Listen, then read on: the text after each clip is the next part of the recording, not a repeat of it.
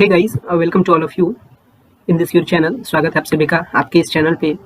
और जो sport admissions का प्रोसेस है, जैसे ही प्रोसेस अडॉप्ट किया, यानी यूनिवर्सिटी ने जैसे ही सारे डिटेल्स को अपलोड किया, वैकेंट सीट का डिटेल, कई सारे कन्फ्यूजन स्टार्ट हो गए। और जैसे ही कई सारे कन्फ्यूजन स्टार्ट होते हैं, मैंने भी अभी एक वीडियो अपलोड किया था जिसमें आपको बेसिक इन्फॉर्मेशन तो मैंने कई सारे वीडियोज़ में बताया, लेकिन जैसे ही वैकेंट सीट का डिटेल हुआ, अपलोड हुआ, तो फिर कई सारे कन्फ्यूजन आपके स्टार्ट हो गए।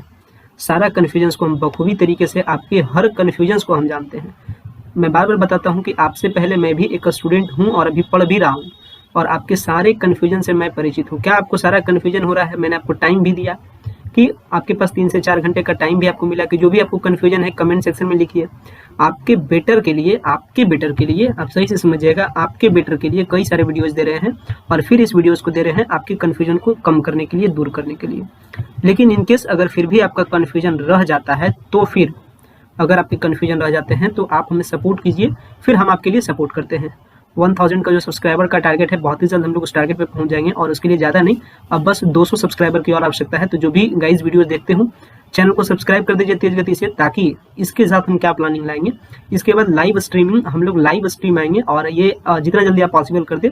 लेटर सपोज कि 26 से सारा प्रोसेस स्टार्ट है, तो अगर आपके कंट्रीब्यूशन से अगर आप 26 से पहले कंप्लीट कर देते हैं, तो फिर हम लोग यूट्यूब पे लाइव इंटरेक्ट हो करके कल भर रहने दीजिए। कल है डेट 23 अक्टूबर, कल मेरा एक और पेपर है ऑनर्स का। इसके बाद मैं भी फ्री हो जाऊंगा एग्जामिनेशंस के टेंशन से। तो फिर 23 के बाद यानी 24-25 को हम लोग लाइव प्रोग्राम रखेंगे, जिसमें आपके सारे कन्फ्यूजन्स पे हम लोग डिस्कस करेंगे लाइव इंटरेक्ट होकर के। ये तो हो गई आपके लिए चलाने वाली फैसिलिटी के बारे में। अभी का जो वीडियो है, इसमें जो सारे कन्फ्यूजन्स है अभी मैं कवर कर रहा हूँ कि जैसे ही जो वैकेंट सीट का डिटेल आया, इसके बाद आगे का प्रोसेस क्या है।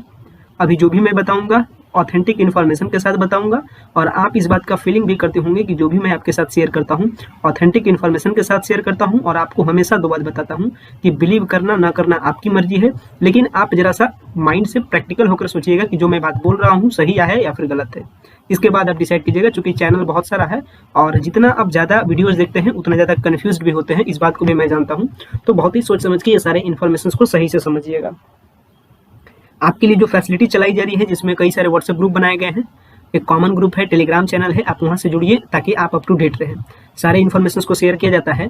तो पटना यूनिवर्सिटी ने जैसे ही वैकेंट सीट का डिटेल किया, चाहे वह कॉलेज पटना कॉलेज हो, चाहे वह कॉलेज मगध महिला कॉलेज हो, चाहे वह कॉलेज आपका पटना साइंस कॉलेज हो, या फिर आपका आप कह सकते हैं BN कॉलेज हो, या फिर जो कॉलेज है आपका वाणिज्य महाविद्यालय वो हो, सब कॉलेज के लिए वैकेंट सीट का डिटेल यूनिवर्सिटी अथॉरिटी ने अपलोड की। तो कॉलेज जो भी कॉलेज हो, सब कॉलेज के लिए डिटेल्स आ चुका है। और अगर बात करूँ सीट के बारे में, तो वाणिज्य में अभी टोटल 59 सीट है। बात करूँ अगर BN कॉलेज में तो 235 सीट है। बात करूँ अगर पटना साइंस कॉलेज में तो इसमें सीट है 162 सीट है। बात करूँ मगध महिला कॉलेज की तो 156 सीट है, और पटना कॉलेज में भी 59 सीट है। ये सीट का शेड्यूल है, सीट का पूरा शेड्यूल पिछले वीडियोज में मैंने दिखा दिया है, और उसमें कई सारे लिंक के जरिए भी आप देख सकते हैं, तो उसके लिए प्रॉब्लम नहीं है। सीट का डिटेल आ चुका है। अब सीट का डिटेल आता है तो प्रॉब्लम आपके पास कई सारे स्टार्ट हो जाते हैं। तो मैं आपको प्रॉब्लम से पहले मैं आपको बता देता हूं, सही तरीके से समझिएगा। स्पोर्ट राउंड वाले अगर सेक्शन पे क्लिक करता हूं, तो जो यूनिवर्सिटी अथॉरिटी है वो ज़्यादा कुछ नोटिस को सर्कुलेट नहीं की है, खाली एक सिंपल नोटिस को सर्कुलेट की है। और इसमें किस बातों के बारे में चर्चा की है समझिए सही से। इसमें इन्होंने डेट बताया कि कब से स्टार्ट है और कब से एंड करेगा, और इसमें एक बात लिखा है इंटरेस्टेड कैंडिडेट। इसका मतलब बहुत ही आराम से समझिएगा। इंटरेस्टेड कैंडिडेट का मतलब होता है कि जिसका भी चॉइस हो। इंटरेस्टेड कैंडिडेट का मतलब होता है कि this is depend on your choice, यानी अगर आपको चॉइस है कि नहीं मैं स्पोर्ट एडमिशन में ट्राई करें, तो आप ट्राई कर सकते हैं। और इसे ट्राई करने में आपका ना परसेंटेज वैल्यू करेगा, ना आपका कैटेगरी वैल्यू करेगा, इस बात का ध्यान रखिएगा। तो जब परसेंटेज के बारे में बात करें, तो परसेंटेज इसके लिए जो यूनिवर्सिटी अथॉरिटी ने जो डिसाइड की थी आपके एप्लीकेशन फॉर्म स्टार्टिंग टाइम में है, वो है 45%। यानी 45% से कम वाले स्टूडेंट तो सबसे पहली बात इसको अप्लाई भी नहीं किए होंगे। तो 45% से प्लस वाले स्टूडेंट का अगर चॉइस है, then they can try for sport admission of Patna university. But उसके लिए इंपॉर्टेंट कंडीशन है कि आपको पटना यूनिवर्सिटी के ऑफिशियल वेबसाइट पर रजिस्टर होना चाहिए, क्योंकि जब तक आप रजिस्टर नहीं होंगे आपके लिए काउंसलिंग स्लिप नहीं जनरेट होगा। और ये काउंसलिंग स्लिप जनरेट होगा, कब जनरेट होगा इसके बारे में भी बताते हैं। काउंसलिंग रिसिप्ट देखने के लिए आपका एप्लीकेशन ID एंड पासवर्ड के सपोर्ट से आपका काउंसलिंग रिसिप्ट निकलेगा। तो जो इसमें इंपॉर्टेंट बात करके आगे आपको बढ़ा रहे हैं, ध्यान दीजिएगा कि इसमें हर कैंडिडेट ट्राई कर सकता है। इंटरेस्टेड कैंडिडेट का मतलब होता है एनी वन कैंडिडेट जिसका परसेंटेज 45% से प्लस हो वो ट्राई कर सकता है स्पोर्ट एडमिशन में। और स्पोर्ट एडमिशन में किस आधार पे स्पोर्ट एडमिशन होगा इसके बारे में भी बता रहा हूँ, डॉक्यूमेंट के बारे में बता रहा हूँ, फी स्ट्रक्चर के बारे में बता रहा हूँ, समझिएगा सही से। फिर जो कन्फ्यूजन रह जाए तो फिर वो सारे कन्फ्यूजन को जो लाइव का जो प्रोसेस है जिसमें हम लोग यूट्यूब पे लाइव आएंगे उसमें सारे कन्फ्यूजन को दूर कर देंगे। तो इंटरेस्टेड कैंडिडेट का मतलब आप सही से समझ गए होंगे। अब जो बात है जो डाउनलोडिंग द काउंसलिंग स्लिप कब डाउनलोड होगा, प्रोसेस स्टार्ट होना है 26 से। मैं जो भी बताता हूँ ऑथेंटिक बताता हूँ, और ऑथेंटिक बताने के लिए चाहे यूनिवर्सिटी कॉल करना पड़े, मेल करना पड़े, हम कर देते हैं। मैंने एडवांस में ही मेल अभी कर भी दिया है कि काउंसलिंग रिसिप्ट कब से यानी काउंसलिंग स्लिप कब से डाउनलोड होगा, इसके लिए मैंने मेल कर दिया है। अगर मेल का जवाब नहीं आएगा तो फिर यूनिवर्सिटी को कॉल करूंगा और उसका रिकॉर्डिंग फिर आपके सामने प्रेजेंट करूंगा। तो जो काउंसलिंग स्लिप है अगर इसके बारे में बात करूं तो काउंसलिंग स्लिप आपका मैक्सिमम चांसेस है कि 24 अक्टूबर के बाद डाउनलोड होना स्टार्ट हो जाएगा। अभी आपका काउंसलिंग स्लिप डाउनलोड नहीं होगा क्योंकि वेबसाइट पे अभी काउंसलिंग स्लिप को अपलोड ही नहीं किया गया है। अगर बात करें काउंसलिंग स्लिप किस तरीके का होगा तो counselling slip basically A4 format पे रहेगा जिसमें आपका नाम रहेगा और यहाँ पे लिखा रहेगा कि आपका चॉइस है, आप स्पोर्ट एडमिशन में ट्राई करना चाह रहे हैं और आप स्पोर्ट एडमिशन ट्राई करने के टाइम में वहाँ सारे कॉलेजेस लिखे रहेंगे और उसके बगल में उसका डेट लिखा रहेगा। यहाँ पे आपका पूरा इंट्रोडक्शन रहेगा कि आपका नाम क्या है, आपने कौन से फैकल्टीज में अप्लाई किया, आपका परसेंटेज क्या है, और फिर आप यहाँ नीचे में डेट आपको डिटेल दिया रहेगा कि यहाँ पटना साइंस कॉलेज 26 तारीख, BN कॉलेज 27 तारीख, पटना कॉलेज 28 तारीख, पटना वाणिज्य महाविद्यालय 29 तारीख और मगध महिला कॉलेज 30 अक्टूबर।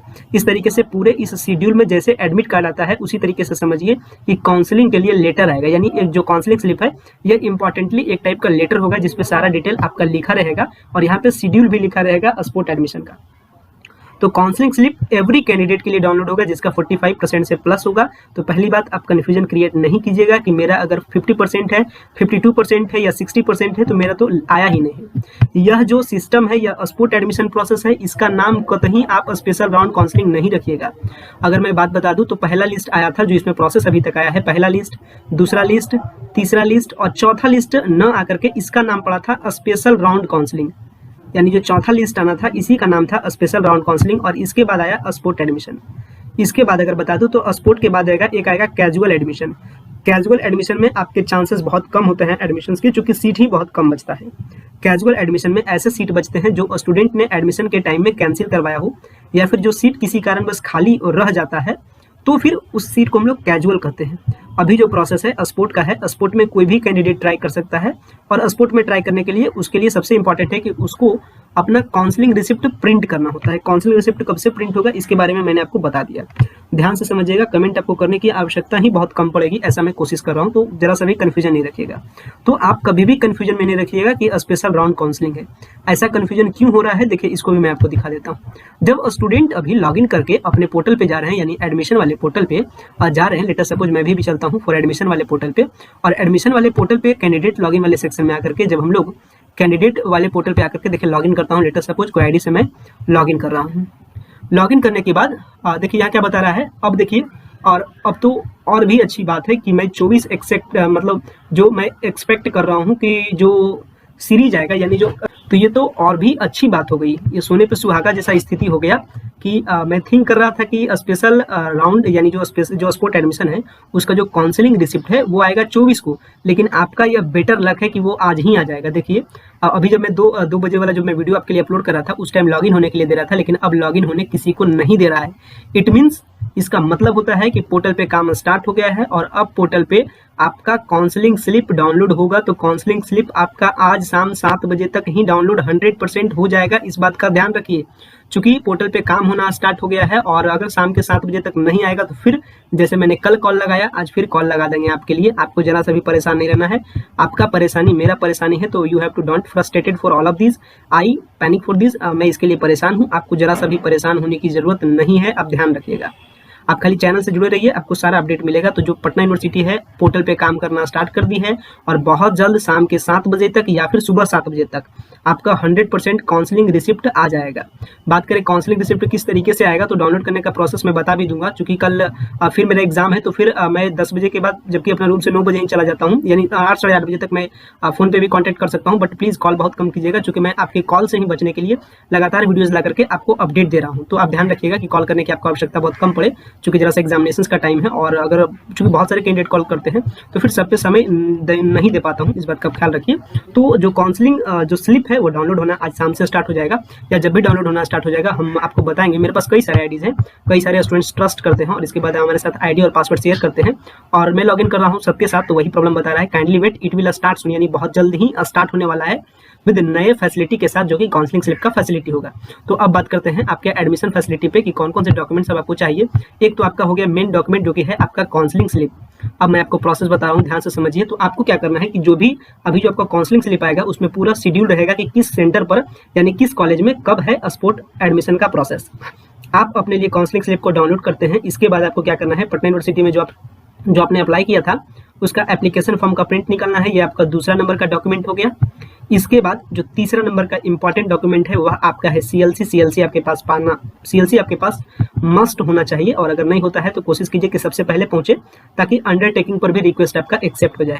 इसके बाद आपका 12th और 10th का ओरिजिनल मार्कशीट फॉर वेरिफिकेशन के लिए ये आपको रिटर्न कर दिया जाएगा, याद रखिएगा। और प्लस इसके फोटोकॉपीज रहेंगे, आपके 12th के और 10th के फोटोकॉपीज रहेंगे। जो भी सीबीएसई स्टूडेंट के पास अभी तक 12th का ओरिजिनल नहीं आया है वो डिजी लॉकर वाला निकाल लेंगे। बात करें डिजी लॉकर में निकलवाने के लिए जो इंपॉर्टेंट कंडीशन होता है कि आपके आधार कार्ड में आपका मोबाइल नंबर लिंक होना चाहिए। तो अगर जिनका डिजी लॉकर से निकालना है और अगर आधार कार्ड में लिंक नहीं है तो आप आधार कार्ड में नंबर को लिंक करा दीजिए। लिंक कराने का प्रोसेस आसान है, किसी भी आधार सेवा केंद्र पर पहुंच करके 100 रुपीज़ का आपको चार्ज देना होता है। इसके बाद आपका मोबाइल नंबर लिंक हो जाता है और फिर अपना डिजी लॉकर से डाउनलोड कर लीजिए। तो आपका हो गया काउंसलिंग स्लिप। ध्यान रखिएगा, आपका काउंसलिंग स्लिप, आपका एप्लीकेशन फॉर्म, आपका सीएलसी, आपका 12th का, आपका 10th का, प्लस आपके पास माइग्रेशन भी अभी एक्सेप्ट किया जाता है, अगर हो तो चलेगा। जिनका गैप है, गैप ईयर सर्टिफिकेट अभी इंपॉर्टेंट नहीं है कि आपको इसके लिए परेशान किया जाएगा, बट आपको जमा कर देना चाहिए। अगर है तो, नहीं है तो फिर इसको बनवा करके बाद में भी जमा कर सकते हैं। अभी आपको एडमिशन के टाइम में गैप सर्टिफिकेट को लेकर के परेशानी आपके साथ नहीं होगा। प्लस आपका फोटो, ये सारा इंपॉर्टेंट डॉक्यूमेंट है फॉर द एडमिशन प्रोसेस के लिए। और एक चीज जो इंपॉर्टेंट पूरे एडमिशन प्रोसेस में डिसाइड करता है कि आपका एडमिशन होगा या नहीं होगा, वह है आपको अपने साथ कॉम्प्रोमाइज करना। तो आप पहले डिसाइड कर लीजिए कि कॉम्प्रोमाइज कीजिएगा या फिर आप अपने करियर पे ध्यान दीजिएगा। कॉलेज के चक्कर में आपको कॉम्प्रोमाइज भी करने पड़ सकता है, जो मैंने सुबह के वीडियो में भी आपको मोटिवेट करके बताया था कि आप अभी सोच लीजिए। चूंकि मान लीजिए कि आप पहुंचते हैं पटना कॉलेज पे और अभी एक है स्टूडेंट जिनका लगातार कॉल हो रहा है और वे बता भी रहे हैं, तो मैं कई बार समझा रहा हूँ, सबको समझा रहा हूँ, और उसमें से स्पेसिफिक है जिनको बहुत ज़्यादा परेशानी है। तो किसी भी स्टूडेंट्स को इतना ज़्यादा परेशान होने की जरूरत नहीं होना चाहिए, क्योंकि उनका प्रॉब्लम है कि उनको लेना है पॉलिटिकल साइंस। लेटर सपोज उनके सिचुएशन को ही मैं आपको बताता हूँ। उनको चाहिए पॉलिटिकल साइंस, और पॉलिटिकल साइंस में पटना कॉलेज में अब सीट बचा है तीन सीट बचा हुआ है, और लेटर सपोज कि वे सबसे पहले भी पहुंच जाते हैं।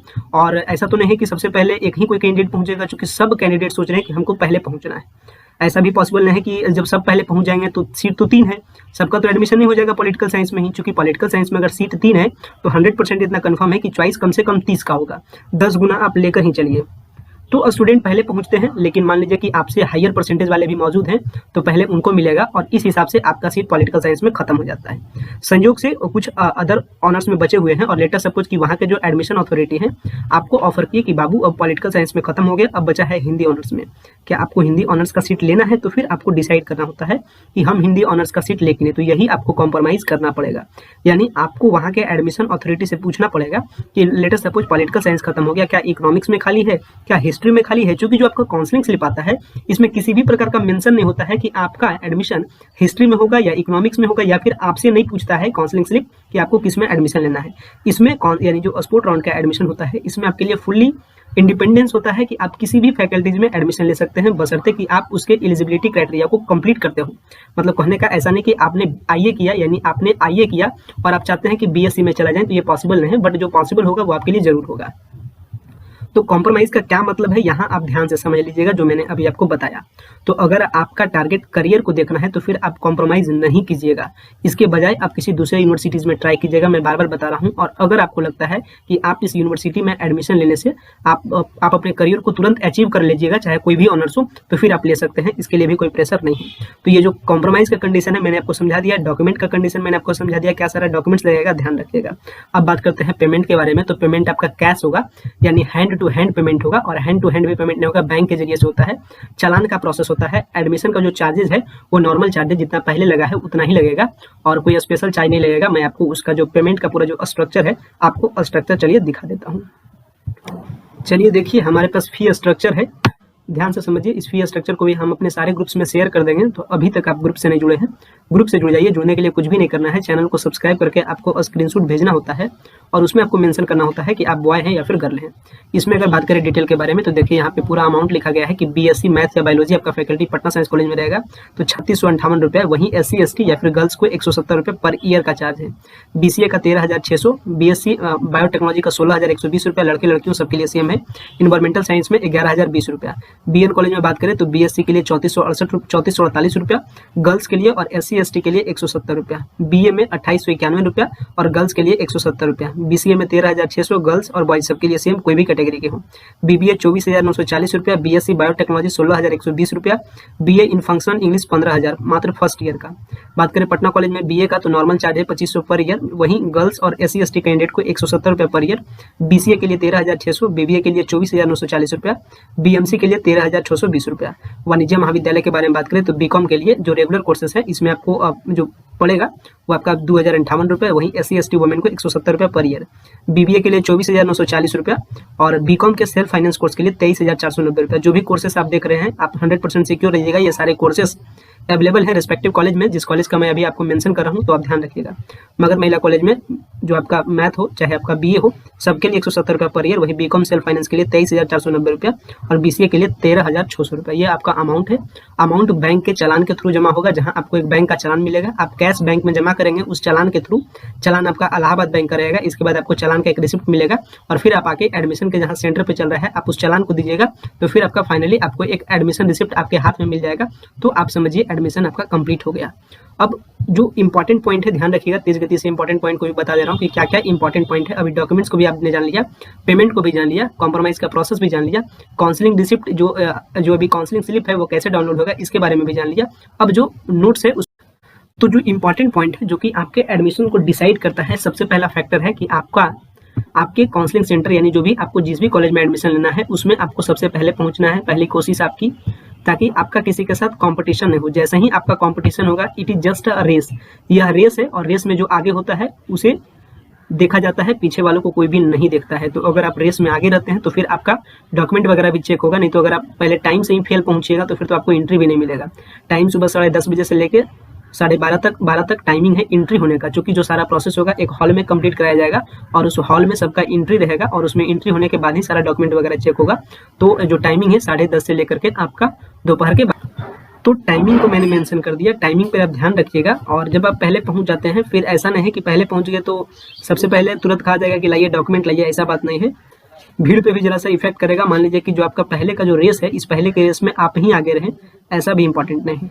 कई सारे स्टूडेंट चूंकि ऐसा नहीं ना है कि एक मतलब कि कुछ ऐसा सा दरवाजा है कि पर कैंडिडेट एक करके एंट्री करे, ऐसा तो नहीं है। दरवाजा खुलेगा तो बहुत सारे कैंडिडेट एक साथ एंट्री करेंगे, तो फिर पहले कौन और बाद में कौन एक साथ जब एंट्री करेंगे तो लगभग सबका सेम समान स्थिति हो जाएगा। इसके बाद क्या किया जाएगा, जैसे ही आप एंट्री करते हैं गेट पे, आपका जो काउंसलिंग स्लिप है जो आपने डाउनलोड किया वेबसाइट से, आपका काउंसलिंग स्लिप हैंड ओवर कर लिया जाएगा। यानी एडमिशन कमेटी आपके हाथ से काउंसलिंग स्लिप ले लेगी और काउंसलिंग स्लिप लेने के बाद आपका नाम आपके साथ पुकारा जाएगा। मतलब एक एक करके 5-5 कैंडिडेट करके नाम पुकारा जाएगा।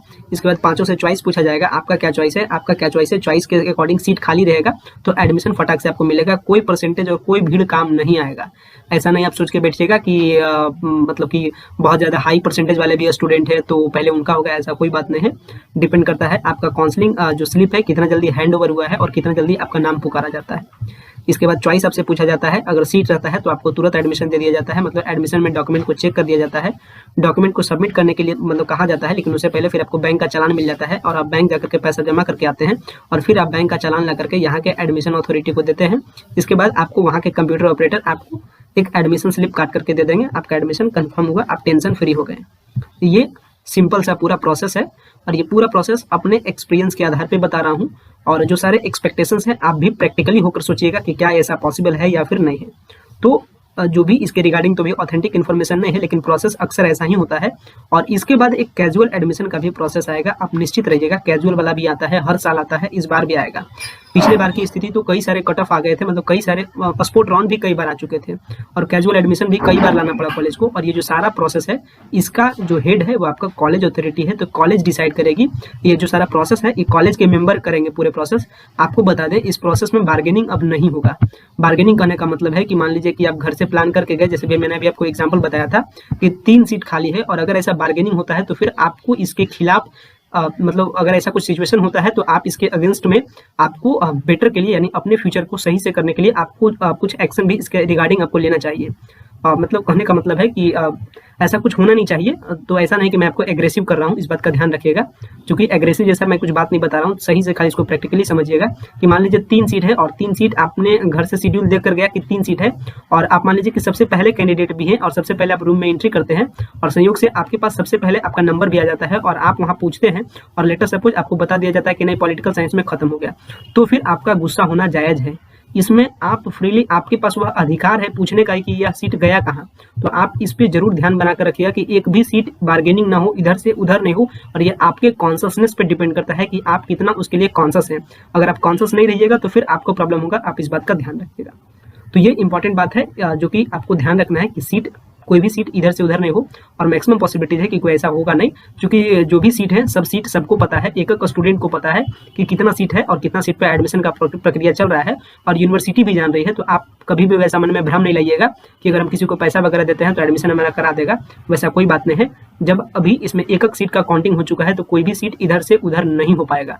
तो ये सब प्रक्रिया अभी नहीं होगा, तो आप किसी के भी झांसा में नहीं आइएगा, और ऐसा नहीं कि आप किसी के झांसा में आकर के अमाउंट दे दीजिएगा तो फिर आपके साथ प्रॉब्लम होगा।